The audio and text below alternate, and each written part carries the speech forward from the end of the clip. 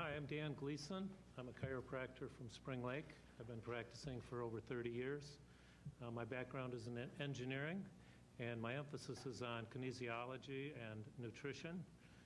Using recent advances in nutritional testing, I try to tailor my treatments to each individual patient, and I really am interested in finding the causes and a lot of interest in prevention. My topics tonight include cost containment through personal responsibility, trying to get individuals to take responsibility for themselves. And my second topic concerns science and evidence-based treatments. Okay, my first topic is cost containment through personal responsibility. There's been a lot of discussion about who pays. You know, does the government pay? Does the individual pay? And I think in this, a lot of where the real costs in health care lie gets lost. And so I feel like to expect your health care system to rescue you after you've destroyed your own health is like Humpty Dumpty expecting to be put back together again. So if you destroy your health by smoking and drinking and eating crap and sitting on the couch, and then you want your health insurance to come and save you, I think you're making a serious mistake. So I feel like taking care of your own health helps in two ways. One, you kind of do it for the herd. You keep the cost down so everybody's expenses are lower, so everybody's health insurance premiums are lower. And number two, you decrease the cost for your family and yourself in more ways than just your pocket. Lost time from work and pain and suffering are also involved too.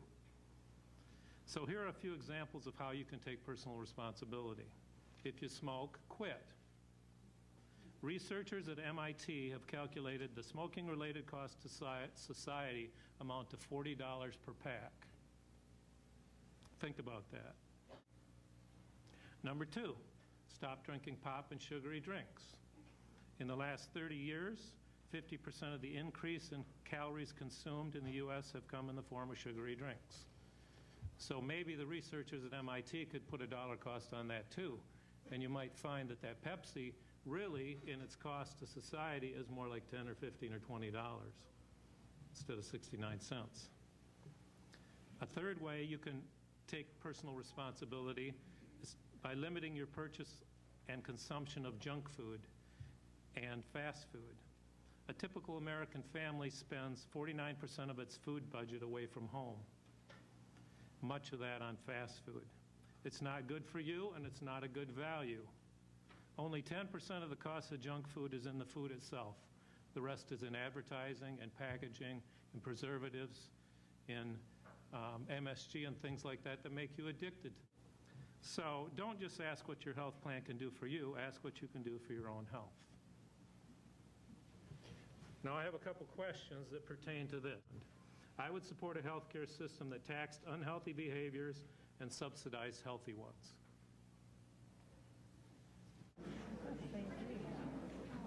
Interesting.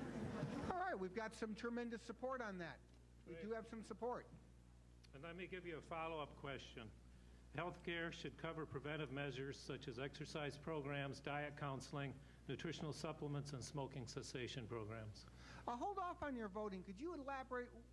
Give us a little more information about what really is preventive health care and why would it cover something. Just help fill in the blanks on preventive health care, please. Well, most health care covers after you're already sick, after you've already hurt yourself, after there's already a problem. But there's not much incentive to stay well. Now, some employers provide gymnasiums in their facility or exercise programs or health. They may have health trainers that come to their facility. But there's not a lot of incentive for staying well. Typically, prevention, which I think is kind of still after the horse is out of the barn, is like, well, let's do a blood pressure clinic, or let's measure everybody's cholesterol and give them drugs for those things. Well, maybe that's preventive in a certain way, but to me it seems like that's still a ways down the road. So I'm thinking even a step before that. So once again, the question is, health care should cover preventive measures such as exercise programs, diet counseling, nutritional supplements, and smoking cessation programs. So preventive health care, strongly agree, down to strongly disagree. Interesting. Okay, looks like you've won over the audience, sir. Okay, my second topic has to do with science and evidence-based treatments. Competition has forced industry to use best practices, or they don't stay in business.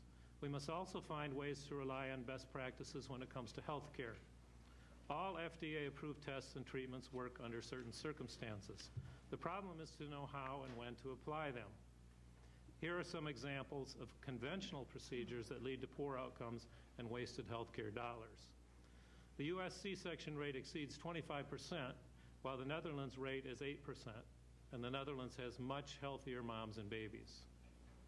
Over $8 billion is spent annually on heartburn medications that haven't even been tested against Rolaids and Tums.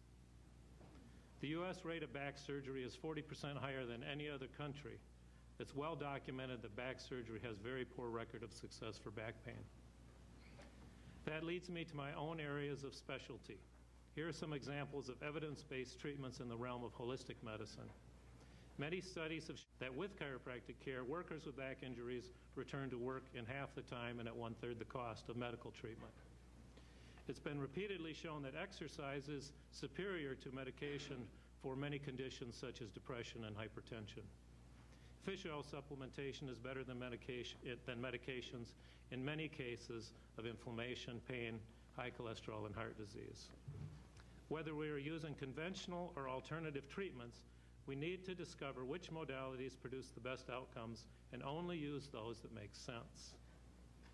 Now, I've been talking about, and we've been thinking about, this from the standpoint of doctors and patients. As citizens, we also need to urge our politicians and health policymakers to approach this from the standpoint of science, not fear, not profit, and not special interests. The question that I go with this is, an independent agency, insulated from lobbyists, should be given the power to regulate excessive and ineffective practices.